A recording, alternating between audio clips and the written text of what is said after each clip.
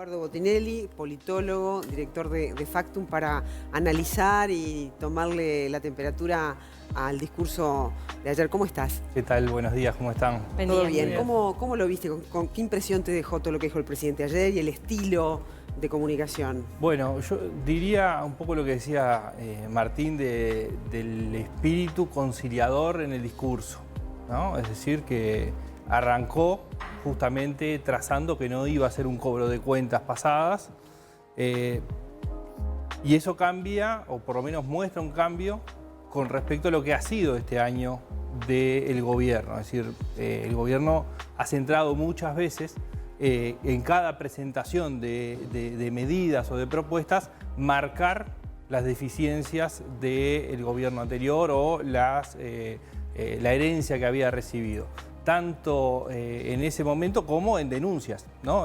O conferencias de prensa explícitamente para denunciar un hecho específico, ¿no? Ministerio de Turismo, Ministerio de Desarrollo Social, la Auditoría delante de la Arena. Es decir, ha habido en realidad un relato, digamos, a lo largo del tiempo que tenía un foco importante, no el central, pero importante, en marcar justamente cómo se había recibido el país. Y perdón, te agrego, en los informes que presentaron los ministerios al presidente, gran parte del contenido era críticas o señalamientos a las gestiones anteriores. Claro, la memoria anual presentada no coincide con este discurso del propio presidente. Que creo que igual, digamos, veamos cómo sigue el vínculo, digamos, hacia adelante.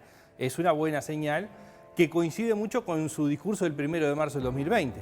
Porque claro, él el discurso dijo, no venimos a sustituir una mitad por otra, no venimos a dividir, ¿no? Sí, pero siempre marcando ese estilo presidencialista, ¿no? Es decir, que es personalista, una forma de yo tomo lo que vos decís, pero después de algún modo voy por esta línea, por este estilo, ¿no? Y se ha cuestionado ya en muchas ocasiones por parte de los propios socios de la coalición en cuanto a una falta de diálogo o de consulta o ser inconsultos de determinados temas y conocerse las decisiones después en la prensa, ¿no? ¿Vos tenés esa misma sensación, esa misma impresión? Sí, sí, sin dudas el estilo es muy personalista, muy presidencialista. La estructura de funcionamiento que tiene el gobierno, tanto dentro del Partido Nacional como con los socios de la coalición, es absolutamente vertical, hiperpresidencialista, podemos decir. Es decir, pasa todo, todas las negociaciones, todas las medidas pasan a través de torre ejecutiva, digámosle, ¿no? Justamente esto que mencionaban en los informes, se conocían los pedidos de medidas de los socios de la coalición. ¿Por qué? Porque se hicieron públicos, porque se presentaron en una conferencia de prensa o porque se anunciaron a través de una entrevista, pero no fue en una negociación interna, claro, ¿no? Se solicitan medidas o se proponen medidas públicamente, ¿no? Y eso tiene que ver con ese estilo donde no hay un ámbito de una mesa de negociación, donde uno puede dividir lo que es el funcionamiento de la coalición legislativa de lo que es la coalición de gobierno. Claro, se está reclamando una mesa de diálogo por parte de algunos actores de la coalición multicolor. ¿Eso puede resentir la vida? ¿Cuánta vida más por delante tiene la coalición multicolor? No, yo creo que no hay riesgos altos de que se rompa la coalición en breve. Sí es claro que se van a marcar los matices, que a medida que nos aproximemos al 2024 va a empezar a marcarse más fuertemente por las propias necesidades que tienen los socios de la coalición de competir en 2024. Pero no aparecen elementos que realmente hagan peligrar la coalición. Además, viste que Manini, que es el más crítico de todos, se mostró muy satisfecho con lo que fue las medidas, ¿no? ¿Se descarta que la coalición se presente como un único conjunto de cara a las elecciones próximas? Yo no digo se descarta porque no lo podría afirmar totalmente. Pensarlo. No está planteado, por lo menos en lo que se ha conocido y lo que se ha discutido incluso políticamente en forma privada, no está planteada esa posibilidad. Y en realidad creo que no están dadas las condiciones para que se dé. Para que se diera un formato de ese tipo tendría que haber una gran cercanía en todos los temas.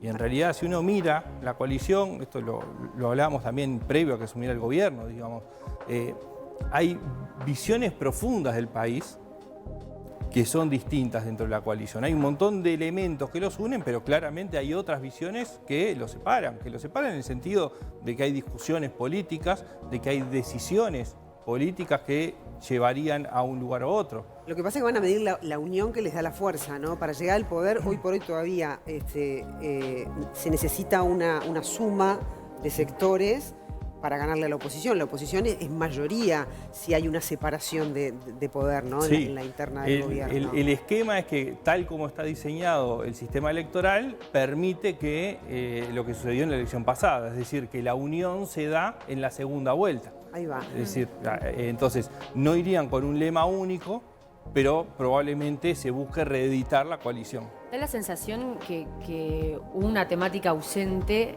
que no sé si es propia del discurso o porque también hay un poco de ausentismo en la llevada adelante del país, y es la política exterior. Faltó presencia de política exterior, incluso, que me llamó la atención, tuvo un guiño hasta con Talvi, destacando como insignia importante de la política exterior el traer a uruguayos que estaban varados en el exterior, que de alguna manera, bueno, fue embanderado por Talvi, pero ¿te parece que hubo una ausencia de medidas de política exterior? Sí. El tema es, él hizo mención a la flexibilización del Mercosur, que es uno de los faros que están presentes dentro de la política exterior. Creo que parte por la pandemia, en política exterior se ha podido hacer relativamente poco.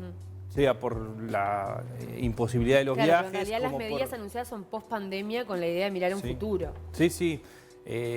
Por eso, creo que la pandemia está influyendo mucho en las posibilidades de realizar algunas cosas de política exterior. Y creo que todavía no está del todo claro el rumbo en algunos temas, ¿no? Es decir, y de hecho en política exterior Uruguay ha tenido algunos elementos que han generado ruidos con algunos países, ¿no? Con Estados Unidos, porque hubo un acercamiento a la administración Trump muy cerca de las elecciones, porque se votó al candidato de Trump al Banco Interamericano de Desarrollo. Hubo algunos ruidos con Rusia a raíz del tema de la vacuna rusa y de la reunión con el embajador. Un aparente acercamiento a China ahora. Ahora un acercamiento a China. Sin dudas hay un eje claro sobre el Mercosur, ¿no? Una focalización que tiene con dos grandes objetivos. La hidrovía por un lado y la flexibilización de la posibilidad de apertura a otros países de los miembros del Mercosur. ¿Te parece prudente que no se haya profundizado en más medidas, viendo que el contexto internacional es complejo? ¿En más medidas económicas? Claro, no, internacional. ¿Es prudente o es ausente? Esa es la duda que me genera. No, creo que no están dadas las condiciones para poder hoy entablar una agenda. Claro, vas más por lo prudente. Claro. Eduardo, ¿a vos te parece que el logro, uno de los logros, o lo más importante para destacar, no serían los ministros, sino la campaña de propaganda que ha hecho que sean estos números que llegan al 64% de aprobación? Es todo mérito de un manejo muy correcto de lo que son la gestión de Como dijo gobierno. Mujica, que el mejor ministerio... No lo quería decir. Dígalo. Como dijo Mujica, ¿lo ves así eso? Claro, ¿en qué se sostiene esa popularidad? Él usó, él fue el rey también de utilizar la prensa. De otra los forma, medios, pero fue muy inteligente. También, o sea que un poco...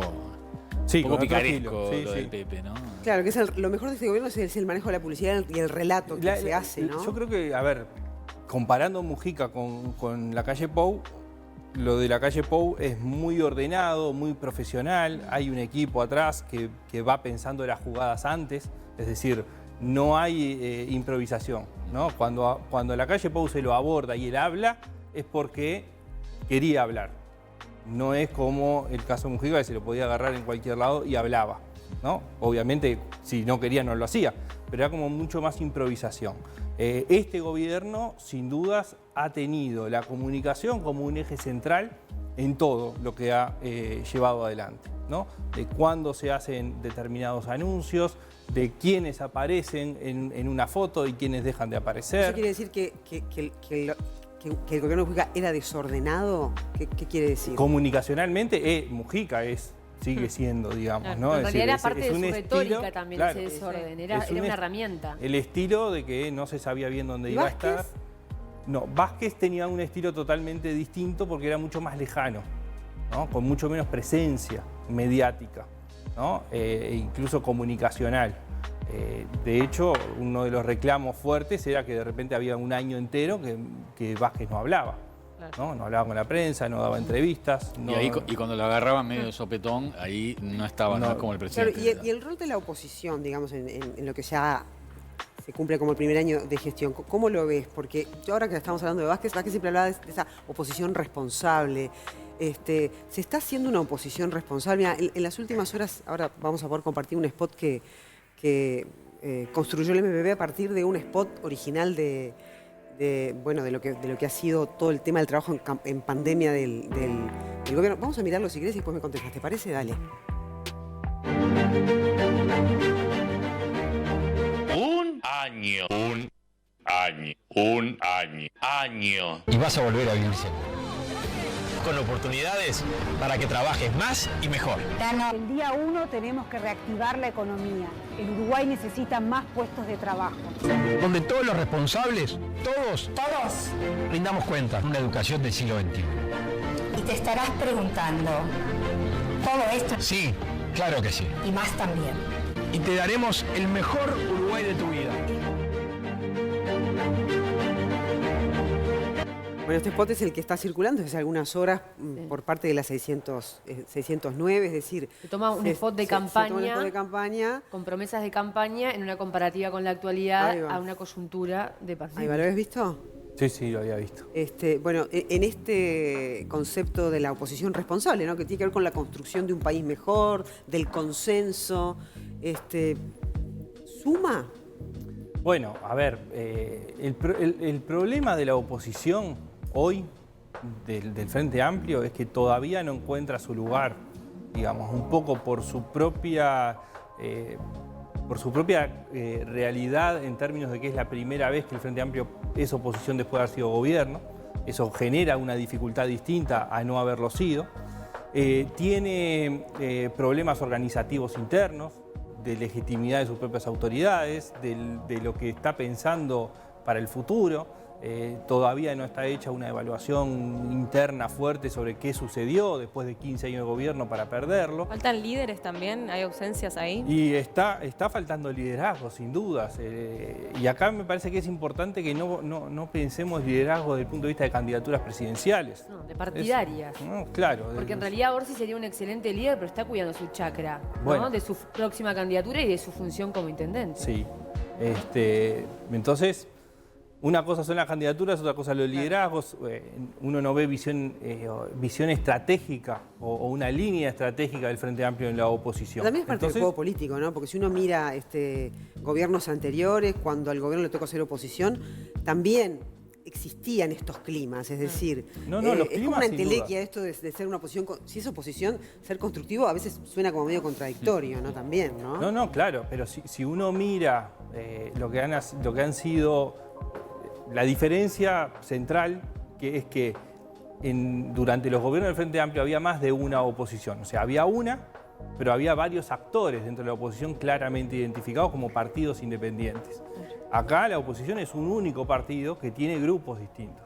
Entonces, este tipo de acciones son acciones de un grupo dentro del Frente Amplio, claro, que es lo mismo que sucede o lo que ha sucedido a lo largo del año en términos de las propuestas o los planteos. Es la bancada de Pero no diputados. Es cualquier grupo, ¿no? Es una fuerza mayoritaria de la coalición, ¿no? A la vez que el Frente Amplio tiene que hacerle oposición al gobierno, tiene también que trabajar en la interna y eso es bastante difícil. Yo quería consultarte, ¿cuánto le impactó también a su rol de oposición al Frente Amplio la pandemia? Claro. Porque uno dice, bueno, llega la coalición al gobierno, el Frente Amplio se iba a armar con todo para bueno, hacer la oposición y caerle. Y la pandemia un poco al comienzo los obligó a ser como más... moderados. Claro, más moderados. E incluso la ciudadanía festejó esa postura, digamos, de todo el sistema político. Los obligó un poco a ser moderados. No, claro. Es que la pandemia, si había algún plan, lo modificó. Para todos. Para todos. Y para la oposición también. Sin duda, toda la primera reacción, incluso desde el gobierno, fue de un diálogo nacional, digamos, ¿no? De incluir al Frente Amplio dentro del diálogo. Y con las autoridades yendo a la Torre Ejecutiva a reunirse. Después esto empieza a cambiar con la ley de urgente consideración, con la votación del presupuesto, claro, con visiones distintas de cómo encarar las consecuencias económicas y sociales de la pandemia. Claro. ¿No? Entonces, ahí es cuando empieza a reacomodarse de alguna forma esa oposición. Eduardo, te vamos a invitar a escuchar la opinión de algunos ciudadanos, ¿no? Quisimos como que también la gente le hiciera la rendición de cuentas a lo que hoy fue el balance del año de gestión. Vamos a escuchar, después seguimos conversando. A propósito de esta luna de miel, porque esto de la pandemia también generó como una cierta luna de miel. Ahora daría la sensación de que ahora hay que empezar a gobernar en otros aspectos del país, ¿no? Vamos a escuchar.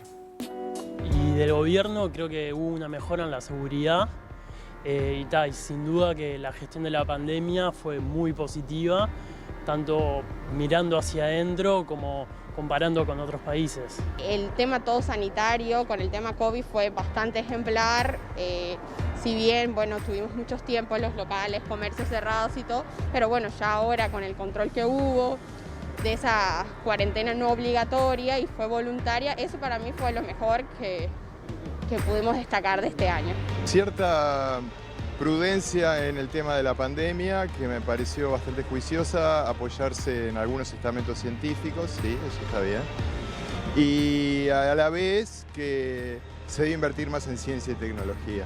No tenemos mayores problemas con la pandemia porque se recibió un sistema de salud saneado, suficiente, capacitado, y eso no se menciona por parte del gobierno. Para mí el área más que lo veo dentro de todo lo que está pasando es el área de seguridad. ¿Mejor la administración en seguridad? Para mí sí. La poca voluntad que han tenido con nosotros los trabajadores informales. Porque cuando le hablan de trabajadores informales, siempre hablan del MIDES, de monotributista, pero nosotros los que no tenemos entrada en ninguna otra clase que no sea lo que vendemos, a nosotros no hemos tenido apoyo. Faltaría trabajo para la gente, por ejemplo, gente carenciada que vive muy mal, uno anda todo el día en el taxímetro y va por los barrios y ve realmente la pobreza y la necesidad que está pasando la gente. Me parece que falta un poco el tema social. ¿Qué cuestiones? Por ejemplo, a raíz de la pandemia. Y sí, yo veo que la pobreza ha aumentado. Yo soy del interior, además estoy acá por temas de trabajo y se nota. Primero que le haría como reclamo es las fuentes laborales. Porque en función a las fuentes laborales también hay un crecimiento interno económico en el país. Digo, si todos podemos tener un trabajo, indudablemente que la economía interna se va a ver beneficiada, ¿no? Y bueno, y el tema de la educación, que considero que hubo recortes que no son justos. En la ciencia es más injusto aún. Creo que hay que fortalecer todo lo que son las pequeñas y medianas empresas. Hay que proteger a la clase media. No nos puede dar un margen tampoco mucho de cómo fue funcionando el gobierno con un gobierno como fue el año pasado. Creo que tenemos que dar un poquito más de espacio, haber solucionado un poco este problema, como él se manifiesta frente a las propuestas que hizo en su campaña electoral. Ahí estaba la opinión y las impresiones de ciudadanos uruguayos, es decir, seguridad, empleo, economía. Y el destaque del manejo de la pandemia y la no cuarentena obligatoria para los comerciantes. Ahí va. Que eso al comienzo del discurso, Lacalle Pou, y te quería consultar, si bien eligió no hablar de esta herencia del Frente Amplio, dijo, hubo voces que pedían la cuarentena obligatoria, haciendo referencia justamente a voces de la oposición. ¿Es cierto? Oposición y científicos. Oposición y científicos también. ¿Es una especie de bandera el haber mantenido esta libertad responsable para que siga funcionando la economía del país en medio de la pandemia cuando el mundo se había cerrado? Sí, sí. Es un logro y además fue una bandera de su discurso el 1 de marzo del 2020, es decir, pre-pandemia. La libertad. Cuando él hace un cierre del discurso hablando de la libertad, ¿no? Entonces, era claro que cuando había un pedido de cuarentena obligatoria, era algo que sería lo último que sacrificaría, ¿no? Y eso es claro, es una idea de pensamiento muy clara, donde la libertad está por encima de todo otro conjunto de elementos. Entonces, terminó siendo exitoso. Si no hubiese sido exitoso, probablemente el cuento sería otro, pero lo que sí está claro es que fue exitosa la implementación de esas medidas. tuvimos una especie de confinamiento no obligatorio, pero que había un desierto en las calles durante un mes y medio, el arranque. Pero después se volvió a una actividad cuasi normal con todos los protocolos y la disminución de actividad producto de la pandemia, pero sin dudas eso fue un éxito. Con respecto a los temas, me parece quería que... agregar lo de la luna de miel, ¿no? Porque ustedes han acuñado, los politólogos, ese término de la luna de miel. Se termina la luna de miel porque ya estamos en otra fase de la pandemia. Evidentemente ya con la inmunización va a generar, digamos, otro clima político en el país. Es decir, se termina la luna de miel este año. Es decir, el índice de popularidad se sostiene mucho en lo que ha sido ese primer año de gestión pandémico. Pero, sí. ¿qué puede pasar? A ver, acá pasan distintas cosas. Una es cuál es el nivel de aprobación del presidente y del gobierno, que hoy están muy parecidos, y otro es cómo es ese nivel de evaluación en distintas políticas. Y el otro es cuánto esas políticas están en el ranking de importancia, pesando más o pesando menos en las preocupaciones de la gente. Es decir, son varios elementos que llevan a que si esto se sostiene o no. Y creo que parte de las medidas anunciadas ayer, después hay que ver la implementación, están enfocadas a uno de los puntos más críticos para el gobierno pasada la pandemia, que son las consecuencias económicas y sociales. ¿Qué es lo que está sucediendo? La problemática del empleo y la problemática de los ingresos están siendo los dos principales temas de preocupación para la población. No es la pandemia. La pandemia fue en el primer semestre del año, o el segundo trimestre del año, empezó a decaer. Después hubo un aumento sobre fines del año cuando hay un crecimiento exponencial de los casos. Pero hoy lo que la gente está planteando como un elemento de preocupación es el de los ingresos y el del empleo. Y el cuarto lugar es la seguridad pública, ¿no? La seguridad pública es el único elemento de los que medimos que ha mejorado la evaluación en la percepción de la opinión pública. ¿Y eso es logro del gobierno? Y eso, por lo menos hoy, aparece como un logro del gobierno. Ayer lo señaló a raíz de la ley de urgente consideración. Claro.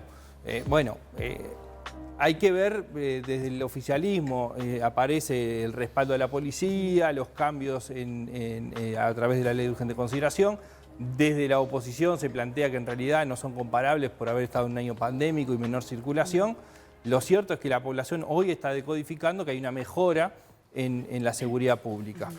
Y es muy crítica, y sobre todo los votantes de Frente Amplio, pero también dentro de los votantes de los partidos de coalición, sobre la gestión del gobierno en los temas vinculados a la economía, al empleo, ¿no? a los ingresos, a la pobreza, y eso es lo que se viene después de la pandemia. Por eso, en ese sentido, la impronta da la sensación de que va a tener que cambiar, es decir, vamos a ver un cambio en la comunicación del presidente y en las decisiones que se van a tomar, ¿no?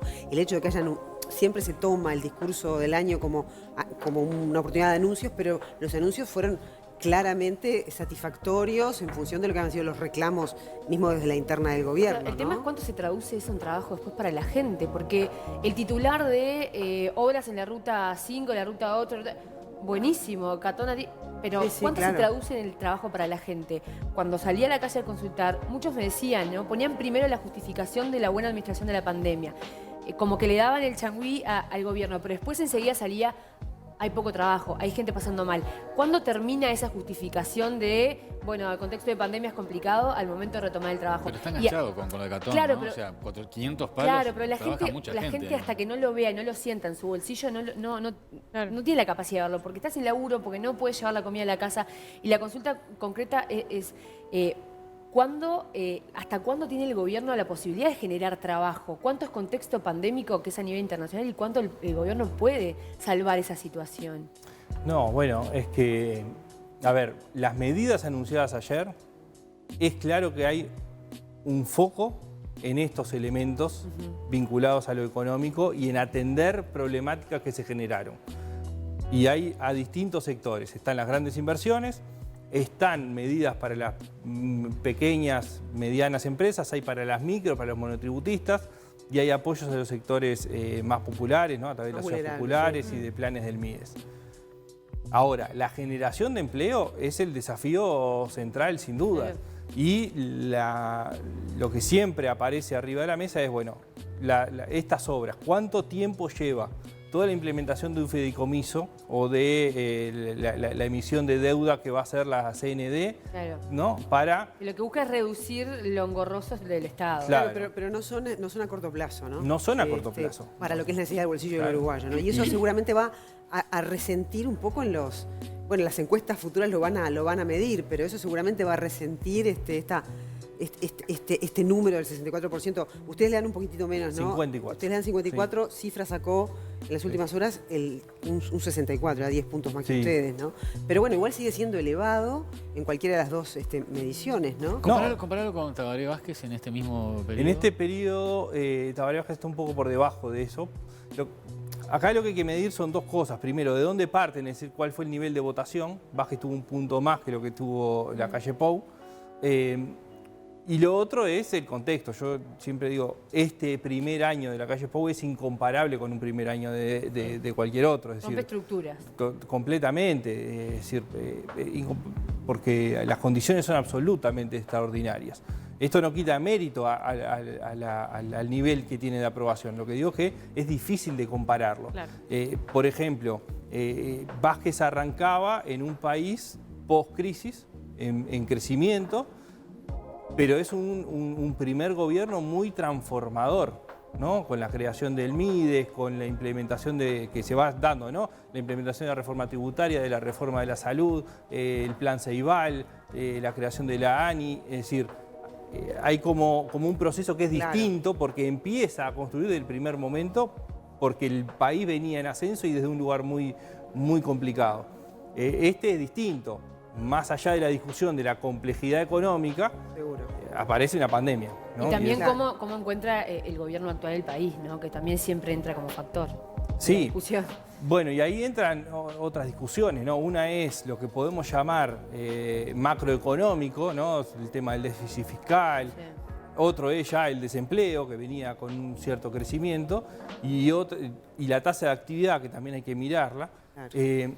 Y otra cosa son las infraestructuras instaladas, ¿no? Que alguna persona lo mencionaba, es, bueno, el sistema de salud implementado, bueno, cuánto está sólido y cuánto no, pero cuánto eso sirvió para la respuesta.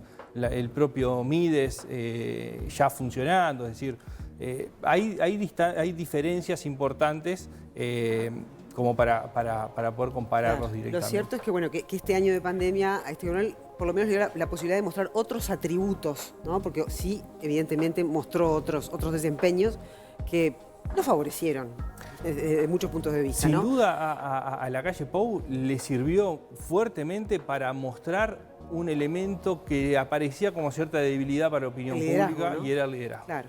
Gracias por venir. No, por favor. Gracias. Muchas gracias. Es interesante escuchar a la gente, escucharte a ti y también analizar un poco cuál ha sido el rol de la oposición. Seguramente hoy al mediodía vamos a tener un anuncio oficial por parte de Miranda.